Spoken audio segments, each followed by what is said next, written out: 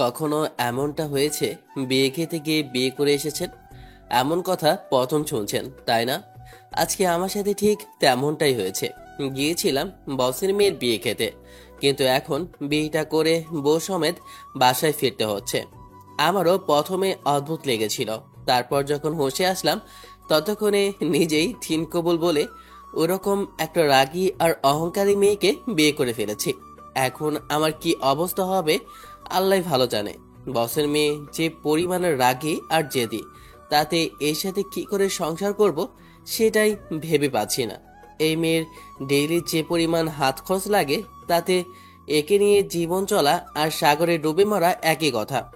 বস এক প্রকার আমাকে জবরদস্তি করেই তার মেয়ের সাথেই বিয়েটা দিল, না জানি বাকিটা জীবন আমাকে সন্ন্যাসী হয়ে না কাটাতে হয়।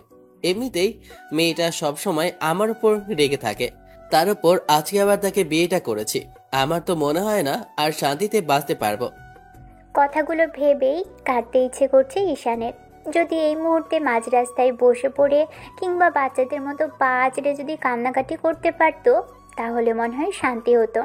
ঈশান অফিসের বসকে অনেক সম্মান করে, আর যবে থেকে বসের সাথে আছে কিংবা বসের অফিসে চাকরি করছে, তবে থেকেই ঈশান লোকটার কোনো কথাই ফেলতে পারে না। বসও ঈশানকে নিজের ছেলের মতোই দেখে। তার উপর আজকে আবার নিজের ছেলে বলার সুযোগটা নিয়ে এরকম রাগী আর অহংকারী একটা মেয়েকে কাঁধে উঠিয়ে দিয়েছে। এমন একটা অহংকারী মেয়ে কিনা ওর বউ, কথাটা ভেবেই ঈশানের মাথাটা হ্যাং হয়ে যাচ্ছে। কি করে একে সামলাবে? সবসময় যে পরিমাণে মেয়েটা ওর উপর রেগে থাকে, তাতে যে কোনো দিন ওকে খুন করে দিবে তার ঠিক নেই। অন্যদিকে বসের মেয়ে মায়া ঈশানের দিকে রাগী চক্ষু নিয়ে তাকিয়ে কিছু একটা বোঝানোর চেষ্টা করলো, কিন্তু ঈশানের থেকে কোনো রেসপন্স পেল না। ঈশান ভাবনায় মগ্ন হয়ে আছে। কথায় বলে না, কারো পৌষ মাস তো কারো সর্বনাশ। আজকে ঈশানেরও সর্বনাশটাই হয়ে গেল। ঈশান ভেবেছিল কেউ ওর সাথে মেয়ের বিয়েই দিবে না। এরকমটা হওয়াটা অস্বাভাবিক নয়, কারণ ছেলে যতই ভালো হোক, মানুষ কোনো গার্ডিয়ানহীন কিংবা কোনো আত্মীয় স্বজন ছাড়া এতিম ছেলের সাথে এত সহজে মেয়ের বিয়ে দিতে চাইবে না। ঈশানের এমনটা জানা নেই। আর অফিসের বস বারবার ঈশানকে বলতো, ঈশান, তুমি এত ভালো একটা ছেলে, এত বড় একটা জব করছো, তাহলে বিয়েটা করছো না কেন? তুমি একা একা কি করে থাকো? সারা জীবন কি একা থাকার ইচ্ছা আছে? এখন অন্তত বিয়েটা করে নাও। কি যে বলেন না স্যার, আমি এমন করে বিন্দাস আছি। তাছাড়া আমার মতো এতিম আর একা মানুষকে কে তার মেয়ের মেয়ের বিয়ে দেবে? আমার তো কোনো গার্ডিয়ান নেই, তাহলে কে আমার সাথে মেয়ে বিয়ে দিবে বলুন? এত ভালো একটা ছেলেকে যে কেউ মেয়ে দিতে চাইবে, তুমি খামোখা এসব কথা চিন্তা করছো।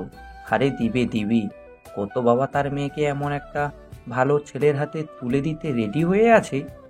মেয়ের বাবারা তোমার সম্পর্কে জানলে নিজ দায়িত্বে মেয়েকে তোমার সাথে বিয়ে দিবে। নিজেকে ছোট করে দেখতে নেই, একটু নিজেকে মানিয়ে নেওয়ার চেষ্টা করো। ঈশান কখনো ভাবতেই পারেনি বস আজকে নিজেই ধরে পেতে তার মেয়ের সাথে বিয়েটা দিয়ে দিবে। আপনারা হয়তো ভাবছেন এরকমটা কেন হলো। তাছাড়া একটা এতিম ছেলের সাথে আর অফিসের একজন স্টাফের সাথে, স্টাফ বললে ভুল হবে, একদিন ঈশান স্টাফ ছিল, কিন্তু গত 6 মাস আগে থেকে ম্যানেজারের দায়িত্ব পালন করছে। ঈশানের অফিসে যে আগে ম্যানেজার হিসেবে ছিল, সেই লোকটা বেশি একটা সুবিধা ছিল না। লোকটা মায়ের আব্বু ক্ষতি করার জন্য উঠে পড়ে লেগেছিল, মায়েদের অনেক টাকাও মেরে দিয়েছিল। তারপর ঈশান হাতে নাতে যখন লোকটাকে ধরলো, তখন বস তাকে চাকরি থেকে বের করে দেয়। তবে থেকেই বস ঈশানের সততা আর কাজের প্রতি সিনসিয়ারিটি দেখে ওকে ম্যানেজারের পদে নিয়োগ করেছিল। যেদিন থেকেই ঈশান বসের আস্থা আর বিশ্বাসের প্রতীক হয়ে উঠেছে, ম্যানেজারের দায়িত্ব পালন করার পাশাপাশি ঈশান বসের বাসারও অনেক কাজও নিজ দায়িত্বে করে দিয়েছে। এই মানুষটার কথা ঈশান কখনো ফেলতে পারেনি। ফেলতে পারবেই বা কী করে? লোকটা সবসময় ওকে বাবার মতো ভালোবাসা দিয়ে এসেছে। ঈশানের আব্বু আম্মু নেই, তাই ছোটবেলা থেকেই জানা নেই আব্বু আম্মুর ভালোবাসাটা কেমন হয়। এসএসসি অবধি এতিমখানায় থেকেছে, ঈশানের আব্বু আম্মু বড়লোক ছিল। রোড অ্যাক্সিডেন্টে আব্বু আম্মুর মৃত্যু হতেই আত্মীয় স্বজনরা কেউ ওর দায়িত্ব নিতে চায়নি, তাই ওকে এতিমখানায় রেখে যাওয়া হয়।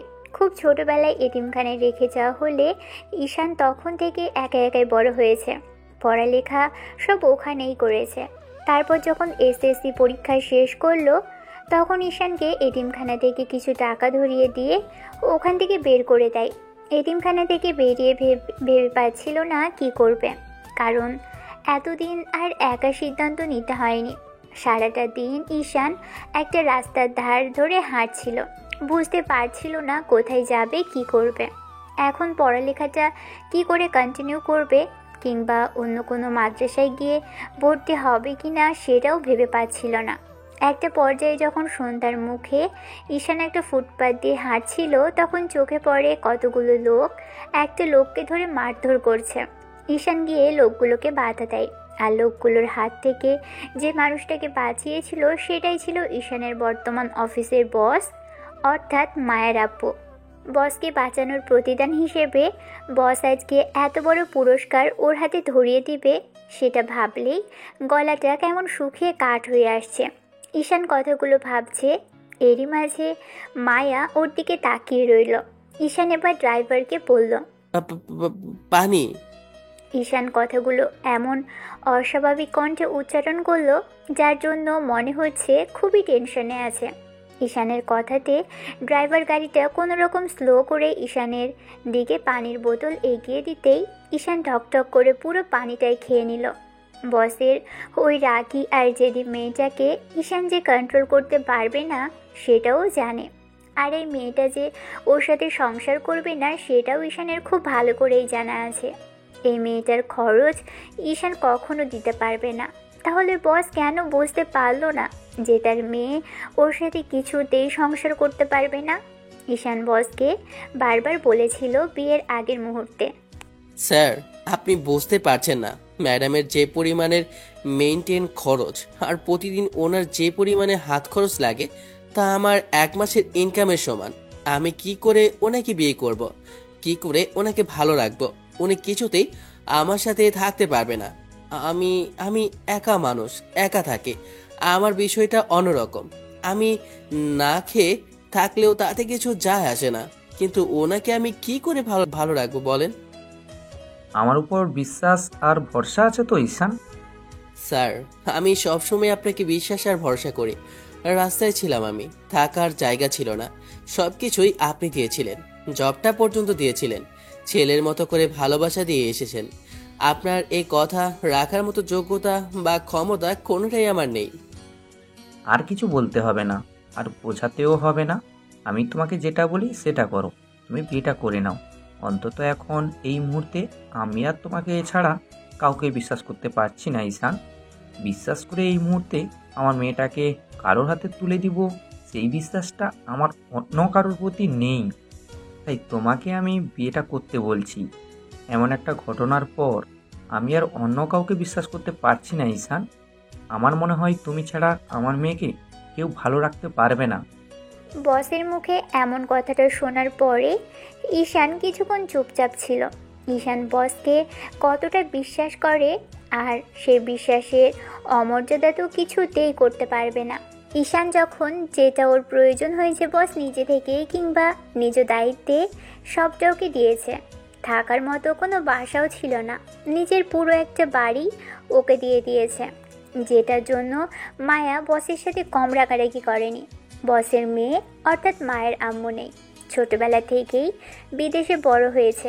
তারপর লেখাপড়া কমপ্লিট হতেই দেশে ফিরল, তখন অফিসের দায়িত্ব নিয়েছিল। অফিসের দায়িত্ব নেবার পর থেকে মায়ের সাথে ঈশানের প্রায় প্রতিদিনই দেখা হয়েছে, আর মেয়েটা প্রত্যেক দিন ঈশানের ভুল ধরেছে, ওর সাথে ঝামেলা করেছে। ঈশান প্রথম অবস্থাতে বিরক্ত না হলেও পরবর্তীতে যখন বিরক্ত হলো তখন মায়া সেটা বুঝতে পেরেছিল, আর নানা ছুতোই ঈশানের ভুল ধরতে থাকে। ঈশান তখন বসের কথা মতো চুপ করেছিল আর বলেছিল বসের মেয়ে যা বলবে সব কথায় মাথা নেড়ে দিতে। এখন আসি বসের মেয়েটা অর্থাৎ বিয়ে দেওয়ার কারণ। আর বিয়ে খেতে এসে বিয়ে করে যাওয়া এরকম কথা আপনারা শুনেছেনই বা কেন? আসলে বসের যে ছেলেটাকে পছন্দ ছিল আর যে ছেলেটার সাথে মায়া ম্যাডামের বিয়েটা ঠিক করেছিল, সেই ছেলেটাকে খোঁজ খবর নিয়ে বিয়ে ঠিক করেছিল। ছেলেটা বসের বিজনেস পার্টনারের ছেলে।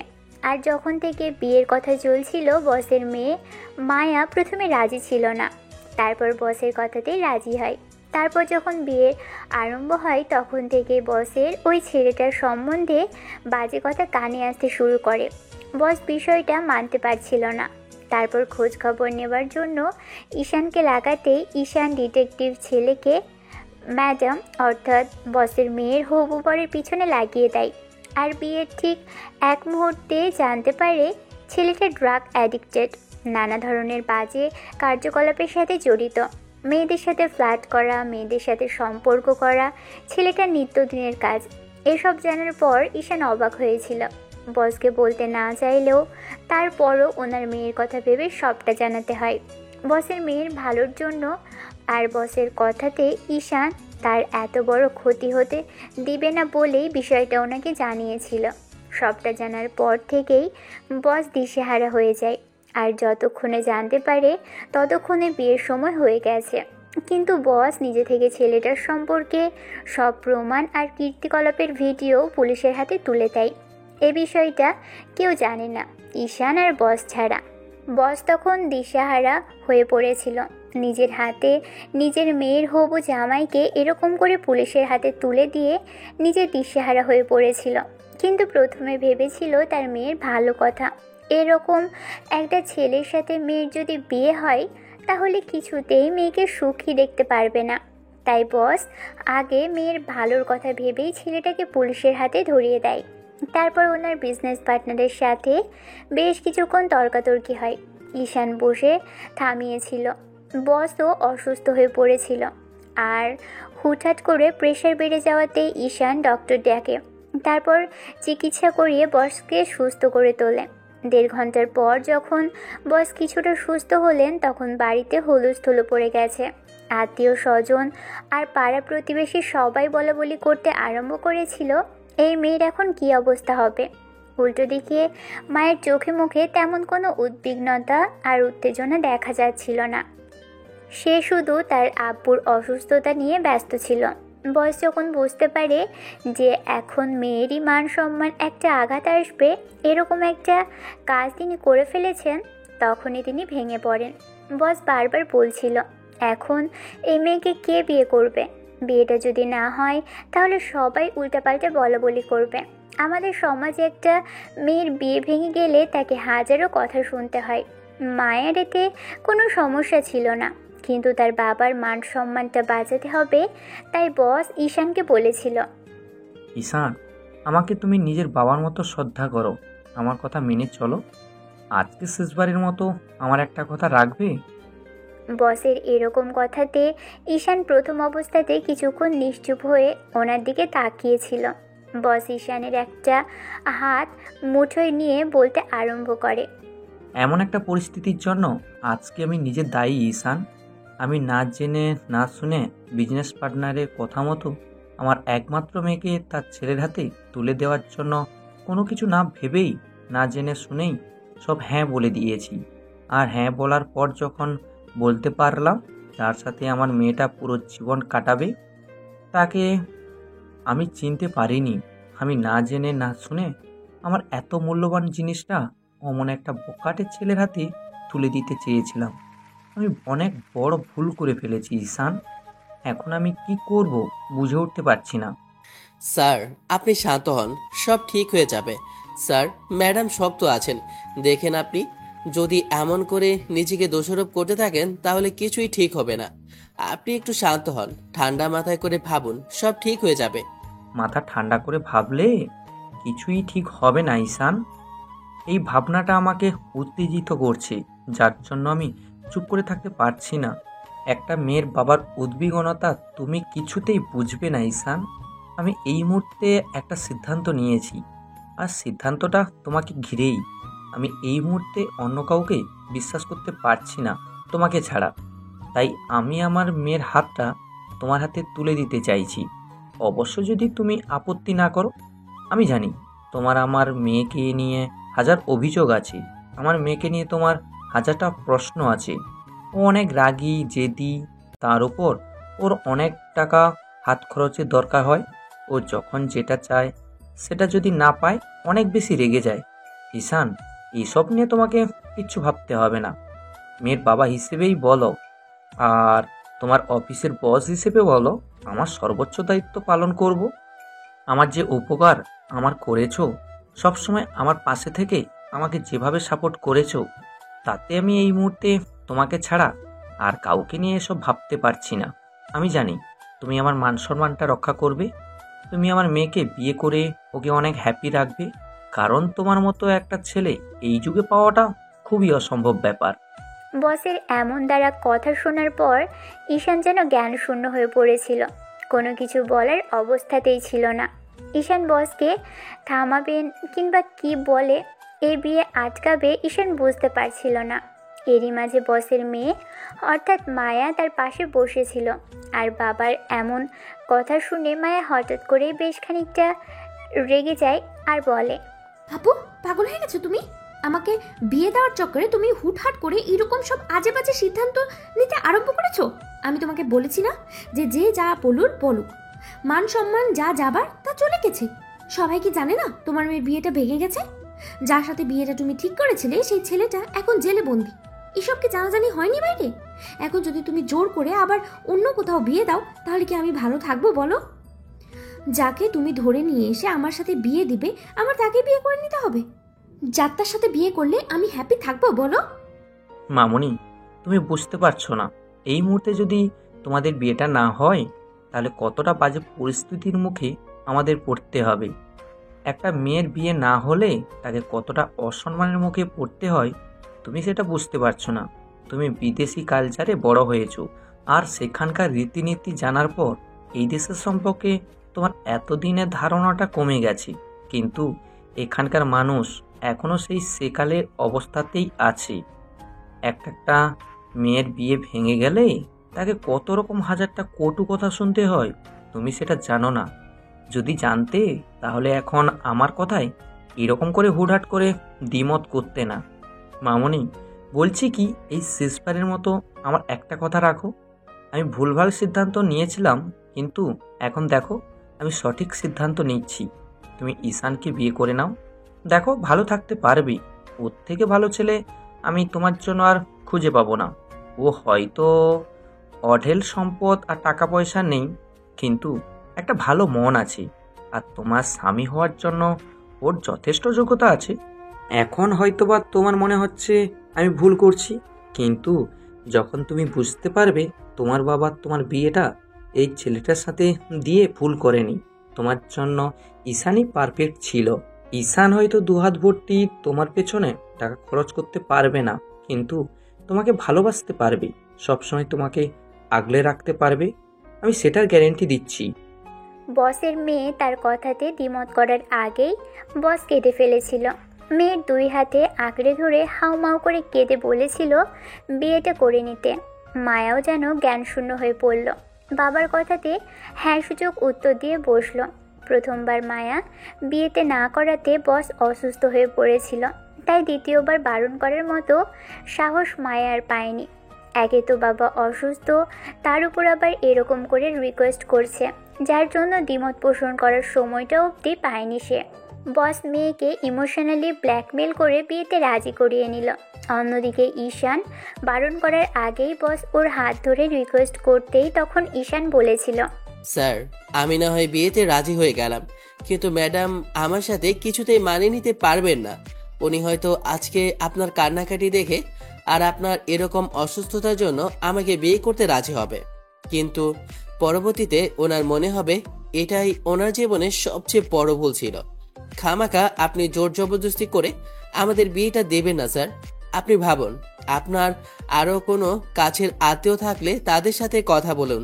দেখুন, ম্যাডামের পার্সোনালিটি, তার উপর ম্যাডামের পড়ালেখা, সবকিছুর দিক দিয়ে এগিয়ে, যে কোনো ছেলে ওনাকে বিয়ে করতে রাজি হয়ে যাবে। আপনি প্লিজ এরকম করে আমাকে বলবেন না। মায়ের আপুর কান্নাকাটিতে মায়া ঈশানকে বিয়েতে রাজি আছে সেটা প্রকাশ করতে বাধ্য করলো। মায়া ওর আব্বুর কথাতে রাজি ছিল, সেটা হ্যাঁ সূচক উত্তর দিয়ে সেখান থেকে কান্না করতে করতে বেরিয়ে গেল। ঈশান পড়ে গেল মহাবিপদে। যখন বিয়ে শুরু হয়েছে তখন থেকে ঈশান জ্ঞান শূন্য হয়ে পড়েছিল। এখন কি করছে আর কি করবে, ভবিষ্যতে কি করে এই মেয়েটার সাথে সংসার করবে, সেটা ভেবেই গলাটা শুকিয়ে আসছিল। রাত যত বাড়ল তত তাড়াতাড়ি ওদের বিয়েটা সম্পন্ন করার চেষ্টা করা হলো।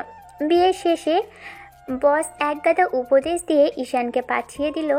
বসের মেয়ে আসতে চাইছিল না, কারণ ঈশান ফ্ল্যাটে একা থাকে।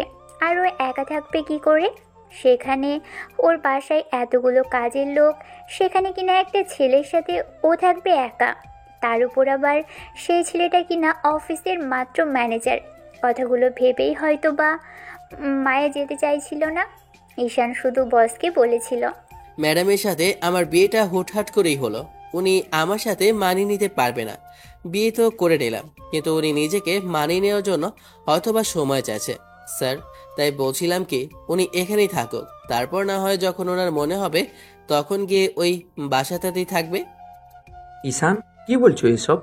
বিয়ের পর মেয়ে কখনো বাবার বাড়িতে থাকে না। মেয়েদের বিয়ের পর স্বামীর বাড়িতে থাকতে হয়। এত কিছুর পর তোমাদের বিয়েটা দিলাম, আর বিয়ের পর যদি মেয়ে আমার সেই বাড়িতেই থাকে তাহলে সব্বার কথা আমাকে শুনতেই হবে। আর আমি সেসব চাই না। ওর যদি থাকারই হয় ও কিছুদিন তোমার সাথে থাকুক, মানিয়ে নেওয়ার চেষ্টা করুক, তারপর না হয় এখানে এসে কিছুদিন করে থেকে যাবে।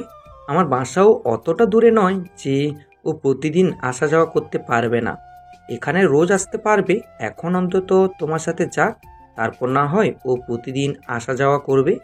তাছাড়া তোমাদের সদ্য বিয়ে হলো, এখন যদি তোমাদের মাঝে দূরত্ব থাকে তাহলে সম্পর্কটা স্বাভাবিক হওয়ার জন্য আরও বেশি সময় লেগে যাবে। তোমরা কাছাকাছি থাকো, তাহলেই তোমাদের সম্পর্কটা আরও সামনের দিকে এগোবে। দুজন দুজনকে চিনতে পারবে, জানতে পারবে, মায়ার পছন্দ সম্পর্কে তুমিও অবগত হতে পারবে। তাই এখন মায়ার এখানে থাকাটা ঠিক হবে না। মায়া, তুমি ওর সাথে যাও। আমি কথা দিচ্ছি, আমি তোমার কোনো কথাতেই আর অমত করব না। তুমি যা বলবে সেটাই হবে। মায়ার বাবার এরকম কর্মকাণ্ডে বিয়ের আগে থেকেই শুরু করে মায়া আর কোনো কথাই বলতে পারেনি। সব কিছুতেই মেয়েটা হ্যাঁ সূচক উত্তর দিয়েছে। ঈশান ভেবেছে এই মেয়েটা এতটা স্বাভাবিক আর সহজ সরল হলো কি করে। একে দেখে তো মনে হচ্ছিল যে ভাজা মাছটা উল্টে খেতে জানে না, অথচ অফিসে ওর জীবনটা ভাজা ভাজা করে ছেড়েছে। আজকে এই ভুল তো কালকে ওই ভুল, তো পরশুদিন এই সমস্যা ওই সমস্যা। ঈশানকে নিয়ে যেন তার সমস্যার শেষ নেই। না জানি বাকিটা জীবনে যে ঈশানকে কতটা সমস্যা হবে মেয়েটার কে জানে।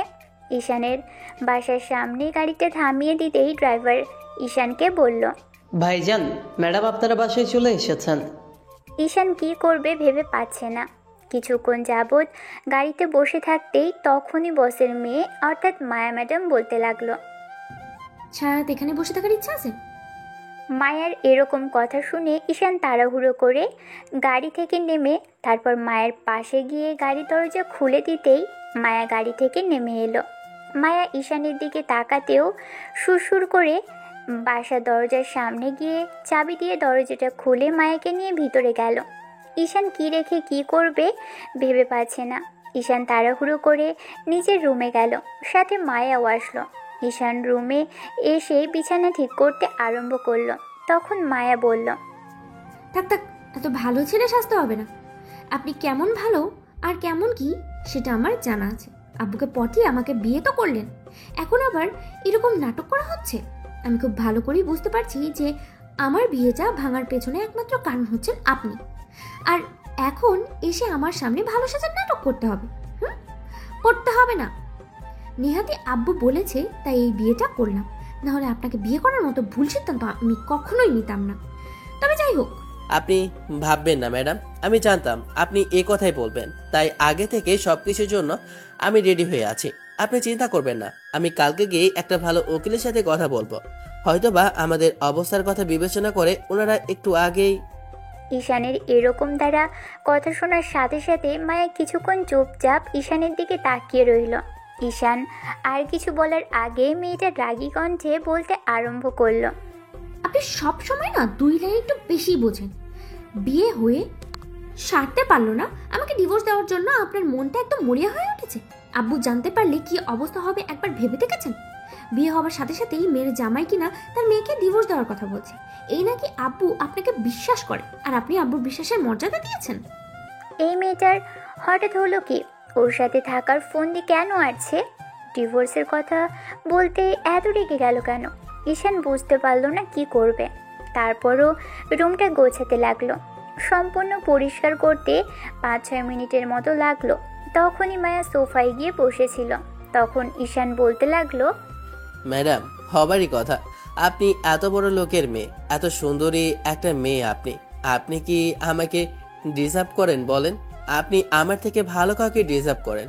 অন্তত আর যাই হোক, আমার সাথে যে আপনি থাকতে পারবেন না সেটা আমি খুব ভালো করে জানি। হয়তোবা আমার কথার ভুল ধরার জন্য এরকম করে কথাগুলো বলছেন, আমি সেটা খুব ভালো করেই বুঝতে পারছি। আপনি কত বোঝেন? আপনি সব সময় উল্টাপাল্টা আর ভুলভাল বুঝতেই পারেন। আপনাকে আপনাকে বোঝানোর থেকে না একটা একটা কলা গাছের সাথে কথা বলা অনেক ভালো। যবে থেকে অফিসে আসছি তবে থেকেই দেখছি আপনি কি রকম বুঝতে পারেন, সেটা আমার খুব ভালো করেই জানা আছে। সবসময় উল্টাপাল্টা কাজ না করলে যে আপনার পেটের ভাত হজম হয় না সেটা আমার জানা আছে। মায়া ঈশানের থেকে সিনিয়র, সেটা আপনাদের বলতেই ভুলে গেছি।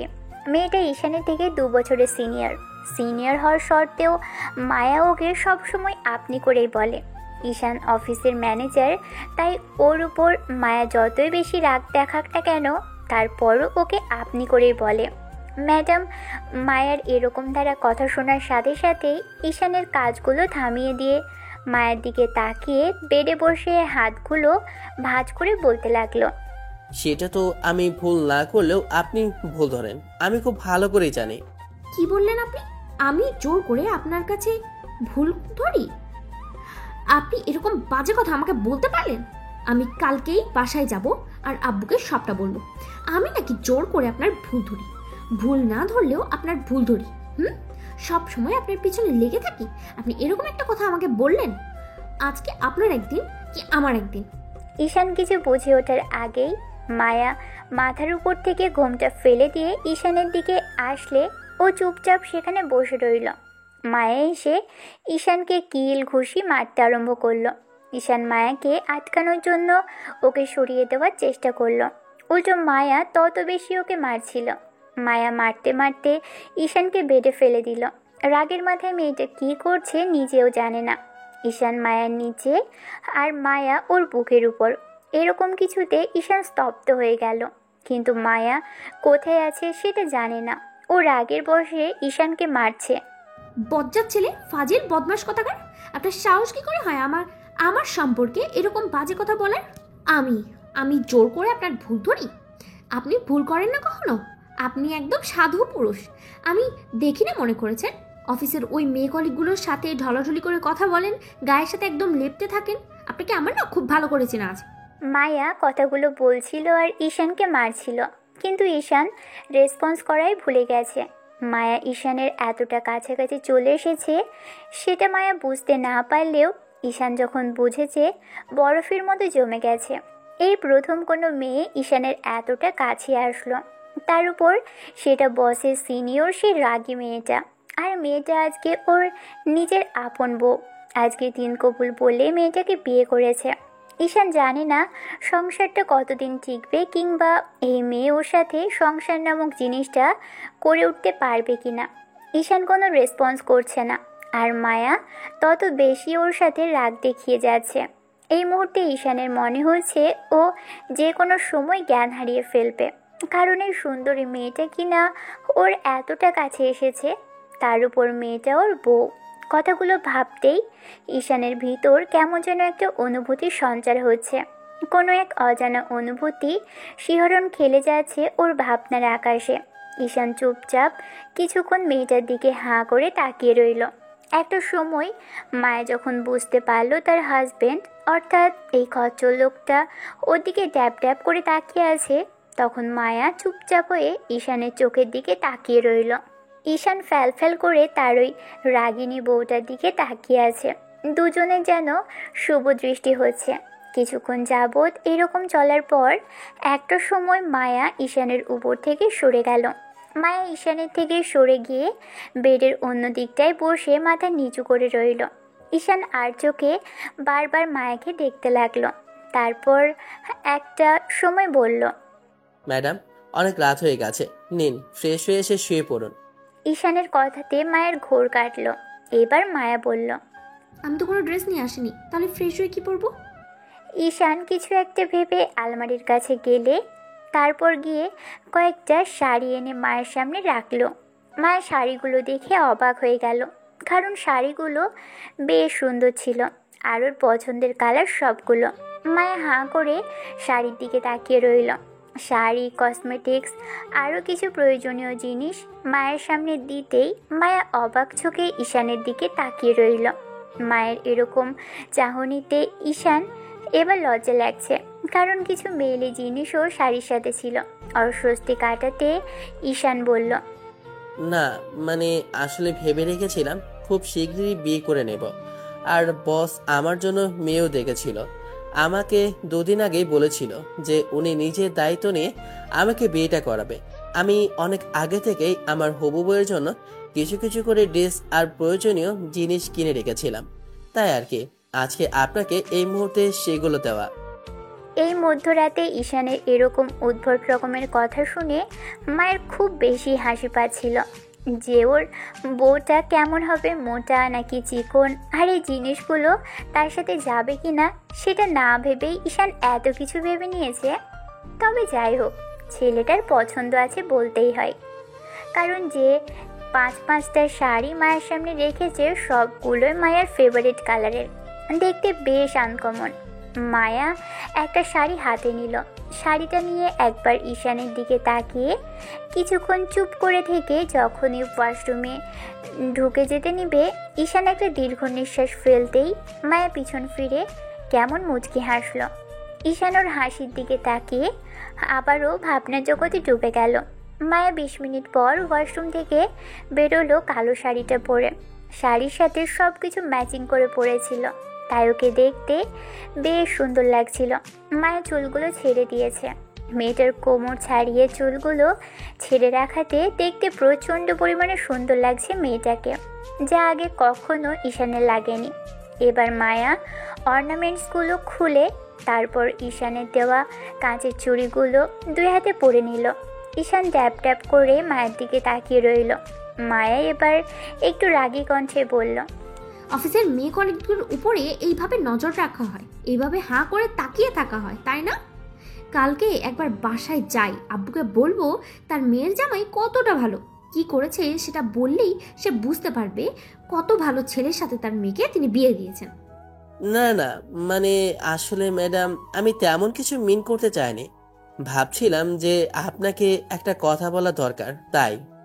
হে, না মানে আসলে কালো শাড়িতে আপনাকে এত সুন্দর মানাবে আমি সেটা বুঝতে পারিনি। আপনাকে আসলে অনেক সুন্দর লাগছে। আপনি নিজে একবার আয়নাতে গিয়ে দেখুন, আপনাকে অসম্ভব রকমের সুন্দরী আর মায়াবী লাগছে। একটাবার নিজেকে ভালো করে দেখলেই বুঝতে পারবেন। আমার দিকে নজর দেওয়া হচ্ছিল? একদম নজর দিবেন না, আপনি লোকটা না বেশি সুবিধার না। আমার থেকে সবসময় দূরে দূরে থাকবেন। আপনাকে আমি বিশ্বাস করতে পারছি না। এই রাতে তো আবার বইয়ের কথা বলে স্বামীর অধিকার ফলাতে আসবেন না। বিয়ের দোহাই দিয়ে কাছে আসার চেষ্টা করবেন না তো আবার? না না, ছি ছি ছি, আপনি কি সব বলছেন ম্যাডাম? আমি কখনো এরকমটা করব না। আপনার অনুমতি ছাড়া আমি বেডের কাছেও যাব না। আপনি যদি বলেন আমি তো এই রুম থেকে বেরিয়ে যাব। আপনি ভয় পাবেন না ম্যাডাম, আমি অতটা বাজে নই আপনি যতটা আমাকে ভাবছেন। আমি জানি আপনি আমার সাথে থাকতে পারবেন না।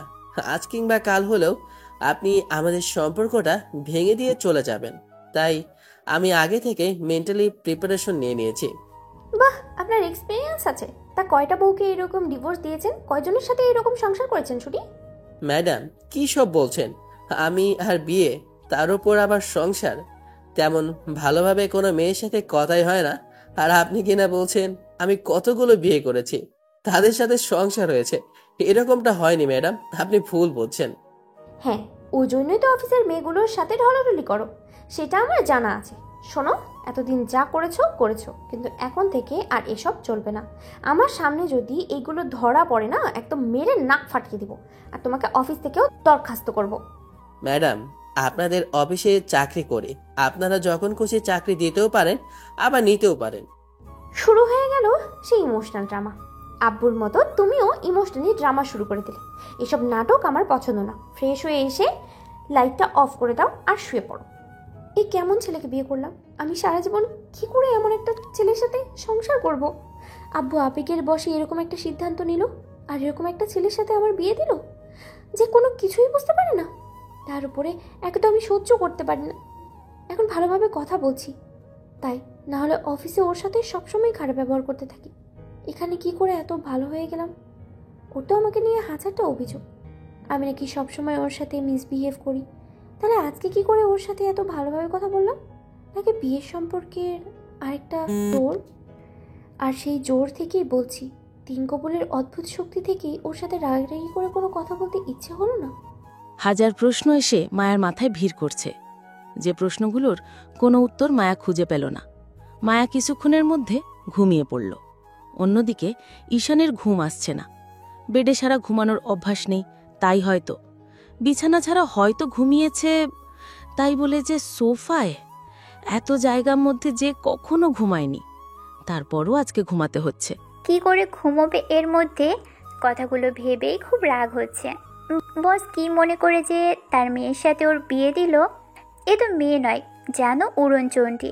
মেয়েটা যে পরিমাণে রাগ জেদ, তাতে যে কোনো সময় ওকে চোখের আগুনে আর মায়ায় পুড়িয়ে দিবে। মায়ের নামটা যেমন মায়াবী, তেমন মেয়েটা দেখতেও মায়াবতী। যে কেউ প্রথম দেখাতেই মেয়েটাকে পছন্দ করে ফেলবে, কিন্তু জানে না মেয়েটাকে কেন এত ভয় লাগে। হয়তো রাগিয়া জেদি বলেই। কথাগুলো ভেবেই ঈশান শুকনো ঢোক গিলল। তারপর উঠে পানি খেয়ে এসে আবারও ঘুমানোর চেষ্টা করলো। অনেক চেষ্টার পর ঈশান ঘুমোতে সফল হলো। যখন ঘুম ভাঙলো তখন বুঝতে পারলো কেউ একজন খুব রাগী মুড নিয়ে নিজেকে তৈরি করতে ব্যস্ত। কারণ মায়া নিজের তৈরি করতে গিয়ে যখন হাতের কাছে কোনো কসমেটিক্স পেল না, তখন ঈশানকে মায়া হাজারটা বকা দিয়েছিল। ঈশানের ঘুমটা ভাঙাতেই ও তাড়াহুড়ো করে উঠে বসলো আর কোথায় কি হচ্ছে দেখার জন্য খেয়াল করলো। আয়নার সামনে একটা পরী দাঁড়িয়ে আছে। ঈশান মায়াকে বকবক করতে দেখে বলল, কি হয়েছে ম্যাডাম? এরকম রাগারাগি করছেন কেন? কোনো কিছু লাগবে আপনার? কি সমস্যা হয়েছে আমাকে বলুন। আমার সবচেয়ে বড় সমস্যা হচ্ছিস তুই। তোর জন্যই আমার লাইফটা এই রকম হয়েছে। বাসায় থাকলে এতক্ষণে আমার সঙ্গে কত কিছু থাকতো, আমার নাস্তা রেডি হয়ে যেত। আর কোথায় কি? কাকে বিয়ে করলাম আমি? আব্বুর কথাতে আমি পচা পাককে পা ডুবিয়েছি। আমার জিনিসপত্রগুলো কোথায়? কিসের জিনিসপত্র ম্যাডাম? আজব, আমি যে নিজেকে তৈরি করব, আমার কসমেটিক্সগুলো কই? এতগুলো জিনিসপত্র আমি কিনে রেখেছি যে যে হাজবেন্ডের সাথে প্রথম দিন তাদের বাসায় যাওয়ার পরের দিন যখন দরকার পড়বে তখন ইউজ করব, কিন্তু কোথায় কি? এখানে তো কিছুই নেই। ঈশান একটু হতাশ হলো।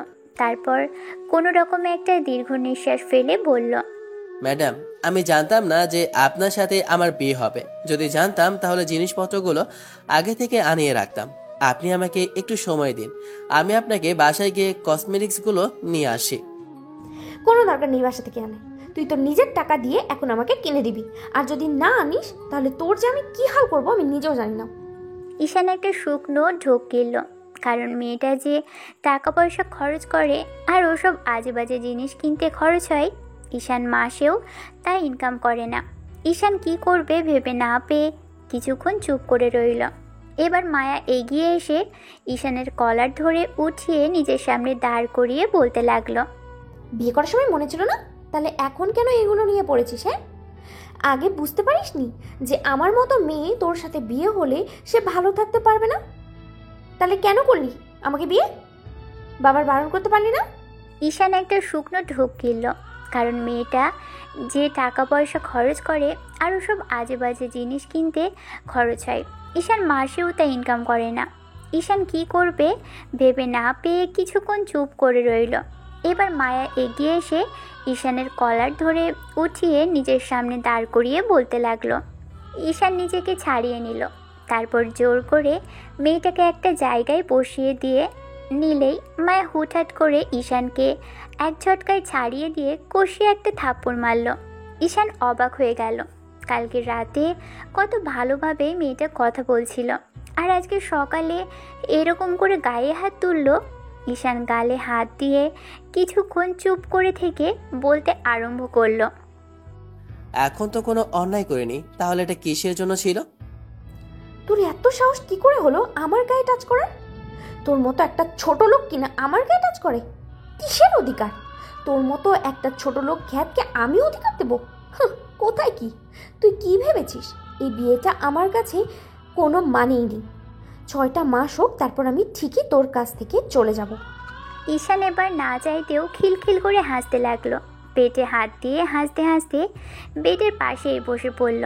তারপর একটা সময় একটা দীর্ঘশ্বাস ফেলে মায়ের দিকে তাকিয়ে বলল, কাল রাতে কত সুন্দর নাটক করেছিলেন তাই না? আমি তো জানতাম সকাল হলে আপনি কথা বলবেন, তাই রাতে বলেছিলাম যে ভালো একটা উকিল দেখব। আপনি টেনশন করবেন না ম্যাডাম, আপনাকে জোর করে বেঁধে রাখার কোনো ইচ্ছেই আমার নেই। কারণ আপনি আর যাই হোক কারোর সাথে কোনোদিন সংসার করতে পারবেন না। How dare you! তোর মতো ছোট লোকের সাথে সংসার করতে না পারলে কি আমি অন্য কারোর সাথে করতে পারবো না? তুই কি ভেবেছিস তোর মতো একটা 2 টাকার ম্যানেজার আমাকে বিয়ে করতে পেরেছে? এটা তোর বাবার ভাগ্য। ভাগ্য না ম্যাডাম, এটা আমার দুর্ভাগ্য। আপনাকে বিয়ে করতে হয়েছে, এর চেয়ে বড় দুর্ভাগ্য আমার নেই। এখন সেটা আমার মনে হচ্ছে। মায়া আর কিছু বলতে গেলেই ঈশান ওকে হাতের ইশারায় থামিয়ে দিয়ে বাসা থেকে বেরিয়ে গেল। নিজের কাছে অত টাকাও নেই এই মুহূর্তে এতগুলো জিনিসপত্র কেনার, তাই শ্বশুর বাড়িতে অর্থাৎ বসের বাসায় গিয়ে মায়ের লাগেজটা নিয়ে তারপর আধা ঘন্টার মধ্যে আবারও ফিরে আসে। মায়ের সামনে লাগেজটা দিতেই মায়ের লাগেজটা দেখে অবাক হলো। তখন ঈশান বলতে আরম্ভ করলো, আমি না হয় আপনাকে লোভের কারণে বিয়ে করেছিলাম, কিন্তু আপনি আপনার বাবার ইমোশনাল নাটকের সাই দিয়ে কেন আমার মতো একটা ছোট লোককে বিয়ে করতে গিয়েছিলেন? আপনি বলতে পারেননি যে আমার অত টাকা নেই যে আপনার একদিনের হাত খরচ আমি দিতে পারি? আপনার একটু লজ্জা থাকা দরকার ছিল যে আমাকে বিয়ে করে আপনার বাবার আর নিজের সম্মানটা বাঁচালেন, এখন উল্টো আমাকেই দোষারোপ করছেন। তোর কত সাহস! এত সাহস কি করে আমার সাথে উঁচু গলায় কথা বলার? তুই কি করে পারছিস আমার সাথে এরকম মিসবিহেভ করতে? আমি কিন্তু আব্বুকে ফোন করে সবটা বলে দেবো। হ্যাঁ হ্যাঁ বলুন, যা খুশি তাই বলুন। তারপরও আপনার এই টর্চার আমি নিতে পারবো না। একদিনই আপনার সাথে যেখানে থাকা সম্ভব না, সেখানে আপনার সাথে 6 মাস থাকা অসম্ভব। সারা জীবন যে আপনার সাথে থাকবে তাকে আপনি তো গলা টিপেই মেরে ফেলবেন। মায়ের রাগ দেখানোর আগেই ঈশান ওয়াশরুমে ঢুকে গেল। কোনো রকমে ফ্রেশ হয়ে বাসা থেকে বেরিয়ে গেল। একটু পর মায়ের জন্য নাস্তা এনে দিলে মায়া খেলো ঠিকই, কিন্তু হাজারটা কথা শোনালো। ঈশান দিনটা কোনো রকমে বাসায় কাটাতে পারল, কিন্তু এই মেয়েটার কারণে এক দণ্ডও বাসায় থাকার উপায় নেই, তাই বাহিরে কাটাতে লাগলো। তো তৃতীয় দিনের মাথায় রাতে যখনই ঈশান বাসায় ফিরল, মায়াই ঈশানকে দেখে বলতে আরম্ভ করলো, আমার কিছু টাকা লাগবে, আমি কালকে পার্টিতে যাব। ঈশান কিছুক্ষণ চুপ করে থেকে তারপর ওর কার্ডটা মায়ের দিকে এগিয়ে দিয়ে বলতে লাগলো, এটা নিন, যা খুশি খরচ করুন। এমনভাবে বলছি যেন কোটি কোটি টাকার মালিক তুই। আর তোর কি মুরদ আছে আমার হাত খরচ দেওয়ার, যার জন্য এরকম বড় গলায় কথা বলছিস? ভালো করে চেয়ে দেখুন, এটা আপনার বাবা দিয়েছে। আপনার কার্ড, এটা কোটি টাকার আছে এর মধ্যে। আপনি ইচ্ছে মতো খরচ করতে পারেন। আপনি খুব ভালো করে জানেন আমার সামর্থ্য নেই এত টাকা দেওয়ার। এতিম ছিলাম তো, তাই অতটা যোগ্যতা নেই যে পড়াশোনা শেষ করে এসে জব করতে পারবো।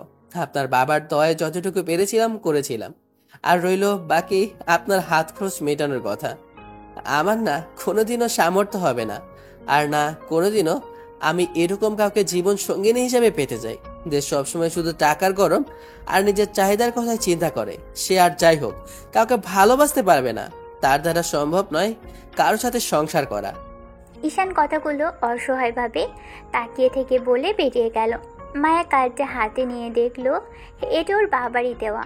পরদিন মায়া শপিংয়ে যাওয়ার সময় গাড়ি দেখতে না পেয়ে একগাদা রাগ নিয়ে ঈশানকে কল করলো। ঈশান রিসিভ করতেই ও বলতে লাগলো, তোর খুব পাকনা গজিয়েছে না রে? তোকে বলেছি না তুই সব সময় আমার সামনে থাকবি। বাসা থেকে বেরিয়ে কোথায় গিয়েছিস তুই? আমি একটু বাজারের দিকে এসেছি কিছু জিনিসপত্রের দরকারে। আমি একা থাকতে বাইরে খেতাম, কিন্তু এখন আপনি এসেছেন তাই। তুই কি ভেবেছিস তোর ওইসব অখাদ্য কুখাদ্য আমি খেতে পারবো? কখনোই না। আমাকে প্রতিদিন বাইরে থেকে খাবার এনে দিবি। তোর খাবার তুই একাই খা। ঠিক আছে, খাবো, কিন্তু এখন বলেন কি জন্য ফোন দিয়েছেন? আমার একটু গাড়ির দরকার, আমি একটু শপিংয়ে যাব। আমি আপনার আব্বুর কাছ থেকে গাড়িটা নিয়ে এক্ষুনি আসি। তোর কি মুরদ আছে গাড়ি কেনার? আগে সেটা খুব ভালো করেই জানি। ওটার কথা বলছি, এখনই এখানে আয়। মায়ের প্রত্যেকটা কথাই আছে ঈশানকে খোঁচা দিয়ে বলা, আর তার উপরে অপমানজনক সব কথা। বিয়ের দ্বিতীয় দিন যখন ঈশান মায়াদের বাসায় গিয়েছিল, সবার সামনে মায়া ঈশানকে হাজারটা কথা শোনাতে হয়েছে। মায়ার আব্বুর সামনে ঈশান সবটা সহ্য করে নিয়েছে। ঈশান বাসায় ফিরে মায়াকে নিয়ে শপিংয়ের উদ্দেশ্যে বেরোলো। ড্রাইভারের পাশে বসেছে ছেলেটা, কারণ মায়া ওকে নিজের পাশে বসতে দিবে না। সেটা ঈশান খুব ভালো করেই জানে। শপিং মলে ঢুকে মায়া একে একে ঈশানকে 10-15টা ব্যাগ ধরিয়ে দিয়েছে, আর ঈশান সেগুলো নিয়ে ওর পিছন পিছন হাঁটছে। 2 ঘন্টা যাবৎ শপিং করার পরও যখন মায়ের কেনাকাটা শেষ হলো না, তখন ঈশান বলতে লাগলো, ম্যাডাম, আপনার কি কেনাকাটা হয়নি? না, হয়নি। বলছি না তুই কথা বলবি না? তোর কথা আমার শুনতে ইচ্ছে করে না। তাড়াতাড়ি আসতে বলেছি, তুই আসিসনি, এখন আবার তোর তাড়া দিচ্ছিস। তোকে তো ঠিক আছে, বলবো না, কিন্তু আপনি সবার মাঝে আমার সাথে এরকম মিসবিহেভ না করলেও তো পারেন। আমিও তো একটা মানুষ। আপনি সবসময় আমাকে এসব কথা বলেন। আপনি আমার জায়গা থাকলে আপনার কেমন লাগতো বলুন তো? মায়ের সাথে কথা বলতে বলতেই যাচ্ছিল ঈশান। ঈশান কথাগুলো শেষ করতেই মায়া যখনই বলতে নিল, তার আগেই কারোর সাথে ঈশানের ধাক্কা লাগলো। সাথে সাথেই ঈশানের হাত থেকে ব্যাগগুলো পড়ে গেল। ঈশানকে সামনে যে ব্যক্তি ছিল তার দিকে তাকালো। সামনে একটা মেয়ে দাঁড়িয়ে আছে, আর মেয়েটা মডার্ন ড্রেস পরে ওর সামনেই দাঁড়িয়ে আছে। মেয়েটার হাত থেকে ফোনটা পড়ে গেছে। ঈশানের হাত থেকে সবগুলো ব্যাগ পড়ে যেতেই এবার ঈশান সেগুলো না উঠিয়ে মেয়েটাকে বলল, সরি ম্যাডাম, আমি দেখতে পাইনি, প্লিজ আপনি কিছু মনে করবেন না। ঈশানও কথাটা শেষ করতে পারল না। তার আগেই সামনে থাকা মেয়েটা একটা থাপ্পড় বসিয়ে দিল গালে। মায়া পিছন ফিরতে ফিরতে ঘটনাটা ঘটে গেল। ঈশানের হাত থেকে ব্যাগগুলো নিচে পড়ে আছে। মায়া বিষয়টা বুঝতে পেরে এগিয়ে আসলো। মেয়েটা আরেকটা আঘাত করার আগেই ঈশান মাথা নিচু করে নিল। ছেলেটা দ্বিতীয় আঘাত পাওয়ার জন্য কোনো রকম নিজেকে প্রস্তুত করতে লাগলো। কিন্তু অবাক করার বিষয়, কয়েক সেকেন্ড পার হয়ে গেলেও যখন ঈশানের মনে হলো দ্বিতীয় থাপ্পড়টা ওর গালে পড়েনি, তখন ও সামনের দিকে তাকালো। খেয়াল করলো কেউ একজন মেয়েটার হাতটা খুব শক্ত করে ধরে রেখেছে। ঈশান অবাক হয়ে গেল, কারণ মায়া রাগী চোখে মেয়েটার দিকে তাকিয়ে আছে, আর মেয়েটার হাত মুচড়ে ধরে রেখেছে। মেয়েটা ছোটার জন্য ছটফট করছে। এবার মায়া বলতে লাগলো, তোর সাহস কি করে হয় ওর গায়ে হাত দেওয়ার? ও তো বললো ও দেখতে পায়নি, আর তুইও তো মোবাইল চোখে গুজে হাঁটছিলিস। সমান দোষ, তুইও দোষী। থাপ্পড় তো ও চাইলে তোমাকেও মারতে পারতো, তারপরও তুমি কথাটা না শুনে নিজের রাগ মেটাচ্ছ। হাউ ডিয়ারিং! তোমার সাহস কি করে হয় আমার হাত ধরার? তুমি জানো আমি কে? তুমি কে সেটা জানা আমার বিষয় না, আর জানার দরকারও নেই। তুমি অন্যায় করেছো, তার জন্য সরি বলবে। হাত কি করে ভেঙে দিতে হয় সেটা আমি খুব ভালো করেই জানি। কখনোই না। তোমার সাহস কি করে হয় আমাকে সরি বলতে বলার? আর তুমি জানো আমি কে? আমি যদি একটা ফোন করি তাহলে তোমাকে আর এখানেই দেখা যাবে না, তোমাকে আর কেউ খুঁজেই পাবে না। আর তুমি কিনা বলছো একটা বডিগার্ড। মেয়েটা বডিগার্ড শব্দটা উচ্চারণ করার সাথে সাথেই মেয়েটার গালে কষিয়ে একটা থাপ্পড় পড়ল। মেয়েটা ছিটকে কিছুটা দূরে সরে গেল। আর কিছু বলতে যাবার আগেই ঈশান এবার মায়াকে ধরে ফেলল। মায়া নিজেকে জোর করে ছাড়িয়ে নিল। রাগীভাবে মেয়েটার দিকে তেড়ে যেতে নিলেই ঈশান আর কোনো উপায় না পেয়ে মায়াকে থামাতে ওকে পিছন থেকে জড়িয়ে ধরল। ঈশান মায়াকে জড়িয়ে ধরেছে সেটা মায়া বুঝতেই পারেনি। ও রাগী কণ্ঠে বলতে লাগলো, ওর সাহস কি করে হয় ও তোমাকে বডিগার্ড বলে? He is my husband. তোর সাহস কি করে হলো ওর গায়ে হাত তোলার? তোকে যে আমি সুযোগ দিয়েছি, তোর তো সেটাই সৌভাগ্য। তুই আমার হাজব্যান্ডের গায়ে হাত দিস? তোকে তো আমি আজকে মেরেই ফেলবো। দেখি আজকে তুই এখান থেকে কি করে বেঁচে যাস। বেঁচে ফিরলে তবে তো তুই আমাকে গুম করবি। ঘটনাটা এরকমভাবে ঘটলো যার জন্য আশেপাশের লোকজন জড়ো হয়ে গেল। এবার ঈশান আর কোনো উপায় না পেয়ে মায়াকে পিছন থেকে খুব শক্ত করে জড়িয়ে ধরে বলতে লাগলো, প্লিজ মায়া, প্লিজ আমার কথা শোনো। দেখো, পাগলামি করো না। দেখো, অনেক হয়েছে। তুমি তো ওকে থাপ্পড় মেরেছো, ও আমাকে থাপ্পড় মেরেছে, তার বদলে তুমি ওকে শিক্ষা দিয়েছো। আর নয়, প্লিজ। আর ওকে দেখো, এটা পাবলিক প্লেস মায়া। আমি ওকে শেষ করে ফেলবো, তুমি আমাকে ছেড়ে দাও। দেখো আমি ওর কি হাল করি। ওর সাহস কি করে হলো তোমার গায়ে হাত তোলার? আমার হাজবেন্ডের গায়ে হাত তোলে, ওকে তো আমি শেষ করে ছাড়বো। এবার আর কোনো উপায় না পেয়ে মায়াকে হুটহাট করেই কোলে উঠিয়ে নিল। তারপর মেয়েটাকে বলল, ম্যাডাম, আপনি প্লিজ এখান থেকে চলে যান। আপনি যে কাজটা করেছেন সেটা মোটেও ঠিক করেননি। আমি আপনাকে সরি বলেছিলাম, তারপরও আপনি মানেননি। এখন দেখতে পেলেন বড়লোকের মেয়ের জামাইয়ের গায়ে হাত দিলে কি হয়। আশেপাশের লোকজন সব হাঁ করে দৃশ্যটা দেখছিল। এবার মেয়েটা ভয় পেয়ে সেখান থেকে তাড়াহুড়ো করে চলে যেতেই মায়া ছটফট করতে লাগলো। ঈশান কোনো উপায় না পেয়ে মায়াকে অমন করেই কোলে করে নিয়ে সিঁড়ি দিয়ে নামতে আরম্ভ করলো। মায়া যখন হুঁশে ফিরল তখন বুঝতে পারলো ঈশান ওকে কোলে নিয়ে শপিং মল থেকে বের হচ্ছে। মায়া বড় বড় চোখে ঈশানের অসহায় মুখের দিকে তাকিয়ে রইল। ছেলেটার মুখে অদ্ভুত এক মায়া আছে। এই মায়ায় যে কেউ একজন শেষ হয়ে যেতে পারে। মায়া আজ দ্বিতীয়বার ঈশানের এতটা কাছে আসলো আর এতটা কাছ থেকে ওকে খেয়াল করছে। ঈশানের মুখে স্পষ্ট একটা ভয়ের ছাপ। এবার ঈশান এসে তাড়াহুড়ো করে মায়াকে গাড়িতে বসিয়ে দিয়ে গাড়ির দরজাটা লাগিয়ে দিয়ে বলতে আরম্ভ করলো, ম্যাডাম একটু বসেন, আমি আসি, ব্যাগগুলো নিয়ে আসি। মায়া ফ্যাল করে ছেলেটার দিকে তাকিয়ে রইল। ও শুধু ভাবছিল একটু আগে কি হলো। মায়া যখন বুঝতে পেরেছিল ঈশান ওকে কোলে উঠিয়েছে তখন ওর দুনিয়াটা পুরো নিস্তব্ধতায় ছেয়ে গিয়েছিল। মিনিট 5 মধ্যেই ঈশান এসে গাড়ির ডিকিতে ব্যাগগুলো রেখে তারপর মায়ের পাশে বসে পড়ল। মায়া কোনো কথা বলছে না। এবার ঈশান একটা পানির বোতল মায়ের দিকে দিতেই মায়া সেটা নিল। ঝড়ের গতিতে মায়া বোতলটা খুলে পানি খেতে আরম্ভ করলো। পানি খাওয়া শেষ হতেই ঈশান মেয়েটার দিকে একটা টিস্যু এগিয়ে দিলে মায়ের চোখ মুখ মুছে নিল। মায়ের স্বাভাবিক হতেই ঈশান বলল, আপনি অমন করে রেগে যাবেন বুঝতে পারিনি। আপনাকে থামানোর জন্যই আজকে আবার আপনাকে টাচ করে ফেললাম। ম্যাডাম মাফ করবেন আমাকে। আর যদি তাও না করতে পারেন তাহলে বাসায় যাই, তারপর যা শাস্তি দেওয়ার দিয়ে অন্তত এখানে কোনো সিনকেট করিয়েন না প্লিজ। ঈশানের এমন কথাতে মায়া অবাক হয়ে গেল।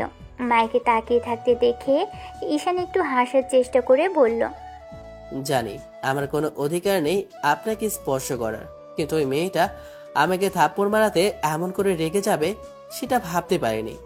আপনাকে থামানোর জন্যই আজকে আমাকে টাচ করতে হলো।